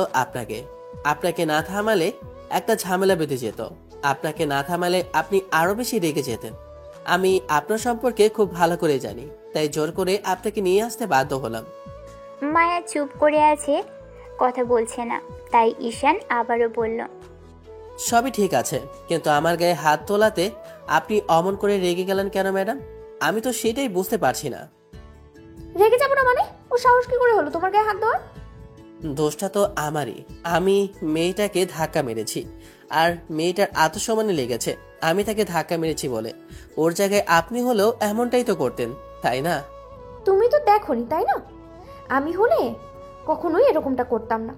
মেয়েটার দোষ থাকার পরও এরকমটা করবে তোমার সাথে? ওর কি করে সাহস হলো সরি বলার পরও তোমার গায়ে হাত তোলার? বুঝতে পেরেছি আপনি রেগে গিয়েছিলেন তাই এমনটা করেছেন, কিন্তু কেন রেগে গিয়েছিলেন আমাকে একটু বলবেন? আমি আপনার কে যার জন্য আপনি আমার হয়ে মেয়েটার উপর রাগ দেখালেন? বারবার একই কথা কেন বলছো? তুমি কি বোঝাতে চাইছো তুমি আমার কেউ না? তুমি তো আমার। মায়া কথাটা শেষ পর্যন্ত বলতে পারল না, তার আগেই থেমে গেল। ঈশান মেয়েটাকে এটাই মনে করে দিতে চাইছিল ওদের বিয়েটা অস্বাভাবিকভাবে হয়েছে। মায়া কিছুতেই ঈশানকে এতগুলো দিনেও মানতে পারেনি। ওদের বিয়েটা হয়েছে আর ওরা স্বামী স্ত্রী। আর আজকে শপিং মলে এতগুলো লোকের সামনে সেটা স্বীকার করেছিল ঈশান ওর হাজবেন্ড। ঈশান আবারও শুনতে চাইছিল যে সজ্ঞানেও এই কথাটায় মায়া বলতে পারে কিনা, কিন্তু ঈশান জানে যখন মায়া হুঁশে থাকবে তখন কিছুতেই এই কথাটা বলবে না। মায়া নিশ্চুপ, তাই ঈশান একটু হাসার চেষ্টা করে বলল, আমি আপনার কেউ না ম্যাডাম। বাজে একটা পরিস্থিতিতে পড়ে আমাদের একটা পবিত্র বন্ধুদের নামে মিথ্যাভাবে আমরা আবদ্ধ হয়েছি। 6 মাস পরে আমাদের মাঝে কোনো সম্পর্ক থাকবে না, আর বিবাহিত হওয়ার পরেও আমাদের মাঝে এরকম কোনো কথাবার্তা কিংবা সম্পর্ক নেই যাতে আমরা স্বামী স্ত্রী এটা বোঝা যেতে পারে। আপনি কথাগুলো রাগের মাথায় বলেছেন। ওনার রাগ করাটা স্বাভাবিক ছিল, কিন্তু আপনার রাগের কারণ আমি বুঝতে পারছি না। হয়তোবা আপনার অফিসের ম্যানেজার বলেই সিম্পেথি দেখিয়েছেন। ঈশানের কথাতে মায়া মাথা নিচু করে রাখল। কথাগুলো বলেই ঈশান সামনের দিকে তাকিয়ে রইল। ড্রাইভার আর চোখে ওদের দিকে তাকাতেই ঈশান ইশারায় ওনাকে বারণ করলো তাকাতে। দুজনে বাসায় আসতেই ঈশান গাড়িটা পৌঁছে দিতে গেলে মায়ের আব্বু বলল, গাড়ি রেখে যেতে হবে না, কয়েকদিন এটা ইউজ করো, তারপর আমি নতুন গাড়ির ব্যবস্থা করছি। না স্যার, ওইগুলোর কোনো দরকার নেই। তাছাড়া আপনি যদি ভাবেন আপনার মেয়ে আমার সাথে সারা জীবন সংসার করবে, তাহলে সেটা আপনার ভুল ধারণা। উনি আমার সাথে কখনোই মানিয়ে নিতে পারবে না। স্যার, জোর করে আপনি আপনার সম্মান বাঁচানোর জন্য আমার সাথে আপনার মেয়ের বিয়েটা দিলেন, কিন্তু এর পরবর্তী ফল সম্পর্কে একটাবারও ভাবেননি। আপনার সম্মানটা আমার রক্ষা করা দরকার ছিল, করেছি। আপনার মেয়ে আমার সাথে থাকতে পারবে না স্যার। একটা এতিম ছেলের সাথে এত বড় লোকের মেয়ে কখনো সংসার করতে পারে না, সেটা আপনি কিংবা আপনার মেয়ে না মানলেও আমি সেটা জানি। আর যাই হোক, আপনি এসব কিছু দিয়ে আমাকে আর ছোট প্রমাণ করবেন না। আমি এই গাড়িটা নিতে পারবো না স্যার। আর হ্যাঁ, আপনার মেয়েও আমার কাছে ডিভোর্স চেয়েছে, বলেছে উনি আমার সাথে থাকতে পারবে না। আমি বলেছিলাম আপনার সাথে কথা বলবো। আশা করি আপনি আমাকে জোর করবেন না সম্পর্কটা জোর করে রাখতে। ঈশানের কথাতে মায়ের বাবা কি বলবে ভাষা হারিয়ে ফেলেছে। উনি মুখে হাত দিয়ে কিছুক্ষণ চুপ করে বসে রইল। ঈশান বেরিয়ে যেতে নেবে তখনই মায়ের বাবা বলল, ঈশান, ডিভোর্স দেওয়াটাই কি সমাধান? দুজন দুজনকে একটু সময় দাও, সময়ের সাথে সাথে দেখবে সব ঠিক হয়ে যাবে। হুটহাট এমন সিদ্ধান্ত নিলে কারো ভালো হবে না। কারো ভালো হোক বা না হোক স্যার, আপনার মেয়ের ভালো হবে না। আমার মতো একটা চালচুলোহীন ছেলের সাথে উনি কিছুতেই থাকতে পারবে না। ঈশান কথাগুলো বলে অফিস থেকে বেরিয়ে আসলো। রাতে মায়ের জন্য বাইরে থেকে খাবার নিয়ে আসলে মায়া খেলো, কোনো কথা বলল না। 2টো দিন এমন করে কেটে গেল। তৃতীয় দিন পার্টিতে যাবার জন্য সন্ধ্যায় মায়া রেডি হচ্ছিল, তখন ঈশান বাসায় ফিরল। ফ্রেশ হয়ে যখনই সোফায় গা এলিয়ে দিতে যাবে তখনই মায়া বেরিয়ে যেতে নিলে ঈশান বলল, কোথায় যাচ্ছেন ম্যাডাম? তোকে বলেছি না তুই কোনো প্রশ্ন করবি না। তোর সাথে আমার কথা বলতে ইচ্ছে করে না, তুই তারপরে জোর করিস। আপনি বাইরে বের হবেন না। বাইরে একটা মেয়ে কতটা অসহায় আপনি সেটা জানেন না ম্যাডাম। আর এই যুগে মেয়েদেরকে ভোগের পণ্য মনে করা হয়। আপনি যে ফ্রেন্ড সার্কেলের সাথে ঘোরাফেরা করেন ওটা মোটেও সুবিধার নয়। এখন কি তোর থেকে আমাকে শুনতে হবে কার সাথে আমি মিশবো আর কার সাথে মিশবো না? আপনার হয়তো শিখতে হবে না, কিন্তু আমি আপনার সেফটির কথা ভেবেই বলছি। ওদের সাথে আপনি চলাফেরা করবেন না ম্যাডাম। ওরা আপনার জন্য বিপজ্জনক। ওরা আপনাকে বিপদে ফেলতে দ্বিতীয়বারও ভাববে না। মায়া হাজারটা কথা আর বাজে বাজে ল্যাঙ্গুয়েজ ইউজ করে ঈশানকে গালিগালাজ করলো। ঈশান বসে রইল, ভাবলো এই মেয়েটাকে নাকানি চুবানি না খাইয়ে ছাড়বে না। মায়া বেরিয়ে গেল। ঈশানের মনে হতে লাগলো এই মেয়েটা হয়তো বা আজকে নিশ্চয়ই বিপদে পড়বে। কেমন জানি ঈশানের মনের মধ্যে একটা ভয় কাজ করছিল। সন্ধ্যা 7টা থেকে 12টা বেজে গেল, কিন্তু মায়ার আসার কোনো নামগন্ধ নেই। এবার ঈশান কি করবে ভেবে পাচ্ছিল না। মায়ের নাম্বারে কল করতে লাগলো ঈশান, কিন্তু মায়ার ফোন বাজার পরও রিসিভ করছে না। ঈশানের এবার বেশ টেনশন হতে লাগলো। ও কিছু একটা খুঁজতে লাগলো। তারপর মায়ার ইনভিটেশন কার্ডটা থেকে ঠিকানা দেখে নিজেই বেরিয়ে পড়ল। যাবার সময় বেশ তাড়াহুড়ো করে আসলো। বাসার সামনে এসে দেখলো পুরো বাড়িটা নিস্তব্ধ হয়ে গেছে। এতক্ষণে হয়তোবা পার্টি শেষ হয়ে গেছে। ঈশানের মনে কেমন যেন একটা সন্দেহের ডানা বাঁধল। ও এক মুহূর্ত দেরি না করে দৌড়ে বাসার ভিতরে গেল। বাসার ভিতর গিয়ে দেখলো মায়া একটা ছেলের সাথে ধস্তাধস্তি করছে। ছেলেটা ওর কাছাকাছি আসার চেষ্টা করছে, কিন্তু মায়া বারবারই ওকে দূরে সরিয়ে দেওয়ার চেষ্টা করছে। ঈশান গিয়ে ছেলেটাকে বাধা দিতেই ছেলেটা ওর দিকে তাকালো। মায়া শুধু বলছে, একদম আমার কাছে আসার চেষ্টা করবে না। আমি তোমাকে বলেছি আমি তোমার সাথে রিলেশনে যাব না। আমি বিয়ে করে নিয়েছি, তারপরও তুমি কেন আমার সাথে জোর জবরদস্তি করছো? মায়ের কথা শুনে বোঝা যাচ্ছে প্রচুর পরিমাণে ড্রিঙ্কস করেছে মেয়েটা। এত বারণ করার সত্ত্বেও মেয়েটা এখানে আসলো আর এরকম একটা ঝামেলার মধ্যে পড়লো। ওয়েস্টার্ন ড্রেস পরেছে মেয়েটা, তাই শরীরের অধিকাংশ অংশগুলি দেখা যাচ্ছে। ঈশান ওর দিকে থেকে চোখ ফিরিয়ে নিয়ে ছেলেটাকে মায়া থেকে ছাড়িয়ে নিল। তারপর কষিয়ে একটা ঘুষি মারতেই ছেলেটা নিচে মুখ থুবড়ে পড়ে গেল। ঈশান ছেলেটাকে উঠিয়ে আবারও ইচ্ছে মতো কয়েকটা দিয়ে ছেলেটার শার্টের কলার ধরে বলল, লম্পট কোথাকার, তোর সাহস হলো কি করে ম্যাডামের গায়ে হাত দেওয়ার? নেহাত ম্যাডাম এখানে আছে, নাহলে তোকে আমি এখানে শেষ করে ফেলতাম। তোকে আমি পরে দেখে নেব, আগের ব্যবস্থা করে নেই। ঈশান গিয়ে মায়াকে ধরে ওঠালো।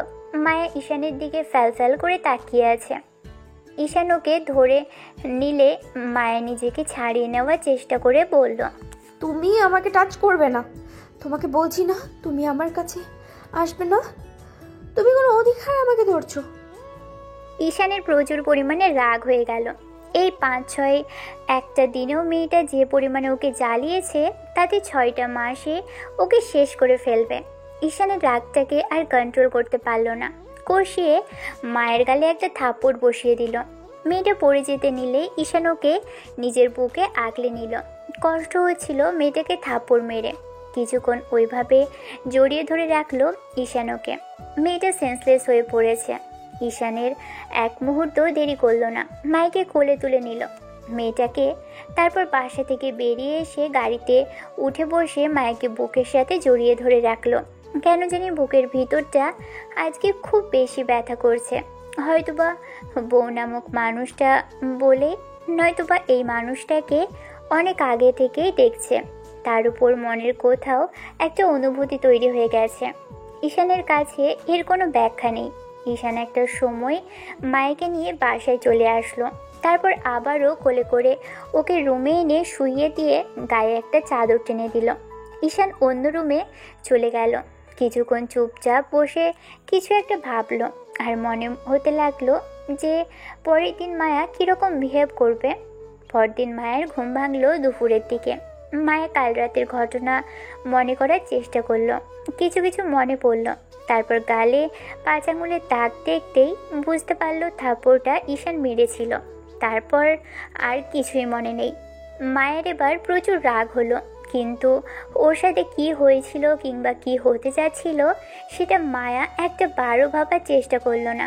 একটু পর ঈশান রুমে আসলো।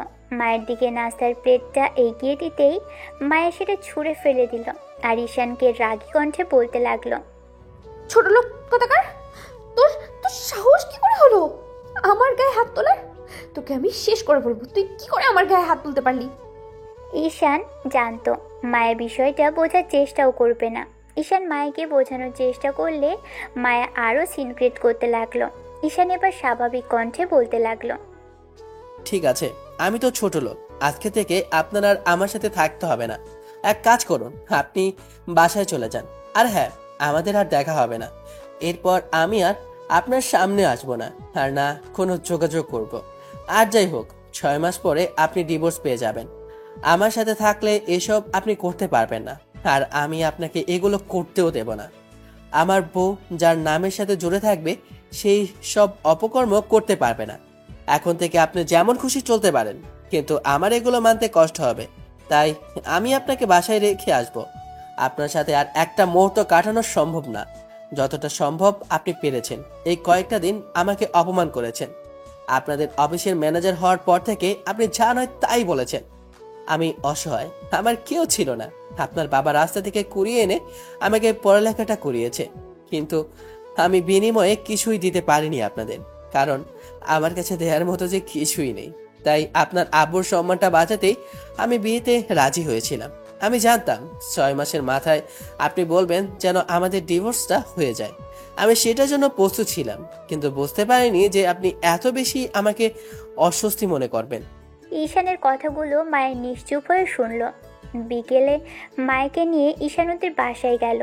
মায়া প্রথমে যেতে না চাইলেও ঈশান জোর করে ওকে নিয়ে গেল। তারপর মায়াকে ওর আব্বুর কাছে নিয়ে গিয়ে বলল, স্যার, আমার পক্ষে আর সম্ভব হচ্ছে না আপনার মেয়েকে নিয়ে আর একটা মুহূর্ত কাটানো। উনি যে পরিমাণে আমাকে অসহ্য মনে করে, একটা কুকুরকেও মানুষ এতটা অপছন্দ করে না। তাই আমার পক্ষে আর সম্ভব না আর এই নাটকটা কন্টিনিউ করার। আপনি মান সম্মান বাঁচাতে চেয়েছিলেন, আমি বাঁচিয়েছি। এখন আপনি আমাকে মাফ করুন। আমি আর এই বিয়ে নামক নাটকের মধ্যে থাকতে পারছি না। আপনার মেয়ে যা শুরু করেছে তাতে 6 মাস যদি আমি ওনার সাথে সংসার করতেও যাই, তাহলে শেষ পর্যন্ত বেঁচে থাকবো কিনা সেটাই সন্দেহ আছে। আর একটা কথা স্যার, আপনার মেয়ে যেভাবে উঠে পড়ে লেগেছিল নিজেকে বিপদে ফেলতে, সেটা না হয় আপনার মেয়ে থেকে শুনে নেবেন। আর হ্যাঁ, আপনাকে বলছি, কোনো বিবাহিত মেয়ে স্বামীর অনুমতি ছাড়া বাইরে যেতে পারে না, আর এত রাতে তো নয়ই। কথাগুলো বলে ঈশান বাসা থেকে বেরিয়ে গেল। সেদিনের পর আর ঈশানের দেখা কেউ পায়নি। বসের সাথেও ঈশান আর দেখাও করেনি, আর না ওনার সাথে ঈশানের কখনো যোগাযোগ হয়েছে। ঈশান সিমটা পাল্টে ফেলেছিল, এই শহর ছেড়ে দিয়েছিল। জমানো কিছু টাকা ছিল, সেটা নিয়ে গিয়ে অন্য শহরে একটা ছোটোখাটো চাকরি করে বাসা ভাড়া করে পুরো 6টা মাস কাটিয়েছে। তারপর মাসগুলো কেটে যেতেই মনে হলো যে এবার সময় এসেছে এই সম্পর্কে সমাপ্তি ঘটানোর। যে উকিলের সাথে ঈশান কথা বলেছিল, আগের শহরে ফিরে আবারও তার সাথেই যোগাযোগ করলো। যে আবেদন আর লিখিত ডিভোর্সের জন্য করা হয়েছিল, সেটা যথেষ্ট কারণ দেখে ওদের ডিভোর্স পেপারটা মঞ্জুর করা হয়েছে। ঈশান পেপারটা নিয়ে তারপর বসের সাথে যোগাযোগ করলো। প্রথমে অফিসে গিয়ে কথা বলতেই বস তেমন কোনো কথা বলল না। মায়ের আব্বু ঈশানকে নিয়ে বাসায় গেল। মায়েদের বাসায় আসার পর ঈশান জানতে পারল মায়ের বাইরে গেছে। ঈশান বুঝতে পারল এই 6টা মাসে মেয়েটার মধ্যে কোনো পরিবর্তন হয়নি। ঈশান চুপচাপ মাথা নিচু করে বসেছিল। ঘণ্টাখানেক পর যখন মায়া বাসায় ফিরল, খেয়াল করলো ডাইনিং রুমে কেউ একজন বসে আছে। ও তাড়াহুড়ো করে এগিয়ে আসলো আর এসে ওর আব্বুকে উদ্দেশ্য করে যখনই কিছু বলতে যাবে তখনই খেয়াল করলো ঈশান বসে আছে। 6টা মাস পর আজকে ঈশানকে মায়া দেখছে। মায়ের বাবার কথা শুনে ঈশান একবার সামনের দিকে তাকালো। মেয়েটা শাড়ি পরে আছে, অনেকটাই বাঙালি মেয়েদের মতো সাজগোজ করেছে। 2 হাত ভর্তি চুড়ি, যেটা দেখে ঈশান কিছুটা অবাক হলো। তারপরও চুপ করে রইল। মায়াকে দেখেই ওর আব্বু কিছুক্ষণ চুপ করে থেকে একটা দীর্ঘ নিঃশ্বাস ফেলে বলল, মায়া, ঈশান তোমার সাথে কথা বলতে এসেছে।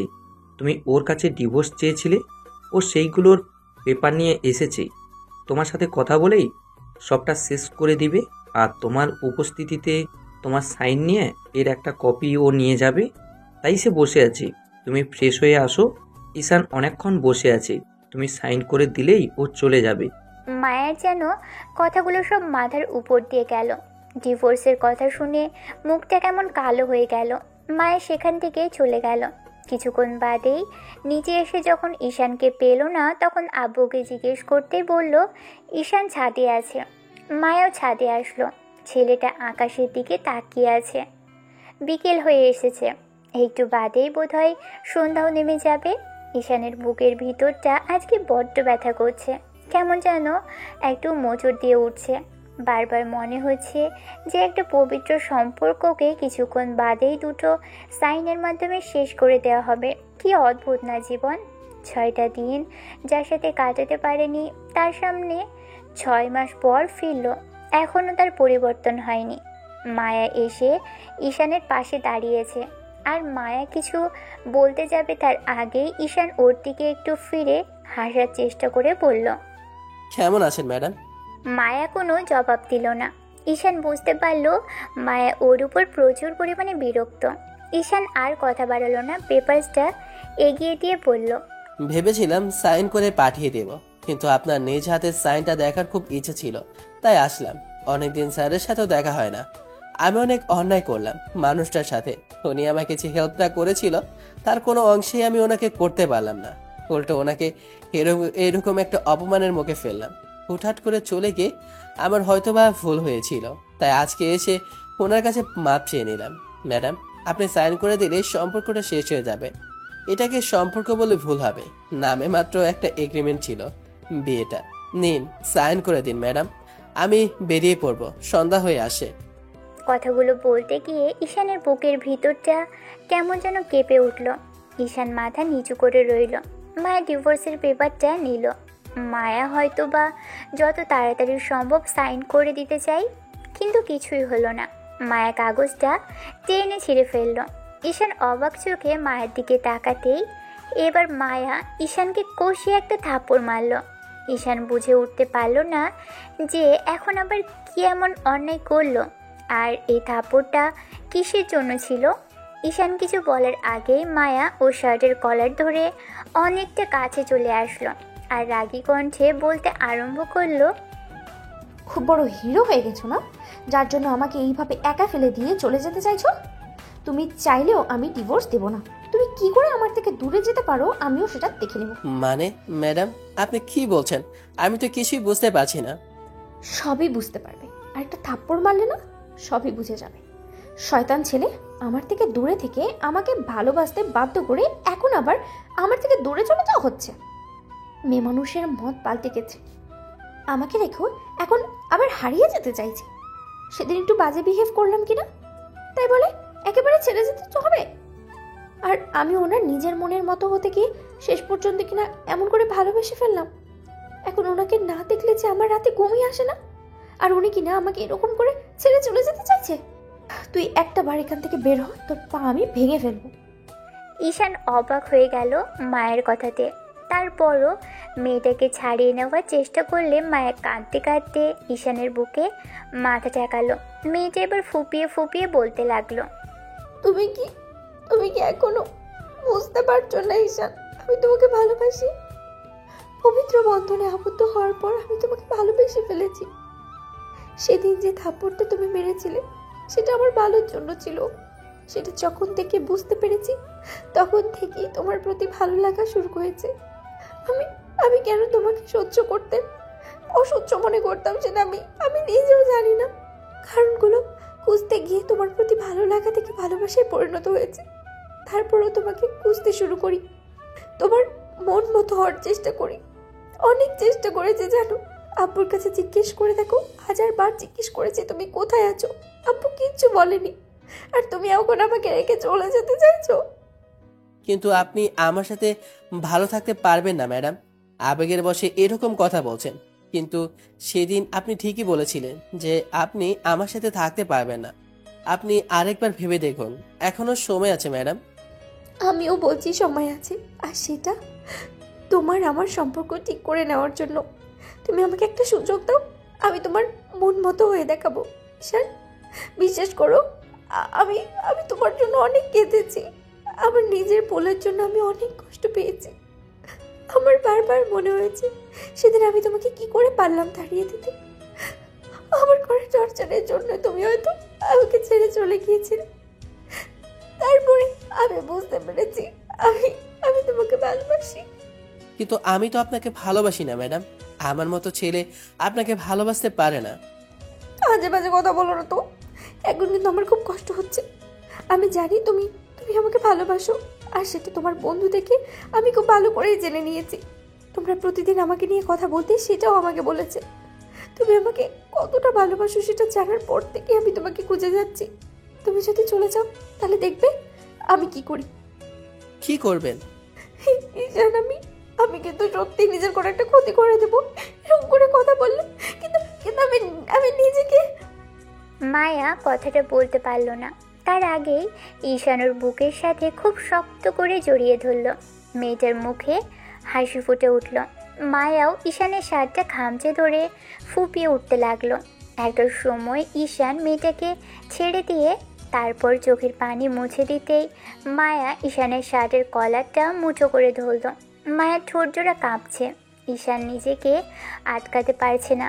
প্রিয় মানুষকে কাছে পাওয়ার অনুভূতিতে মেয়েটাও এখন সিক্ত হতে চাইছে।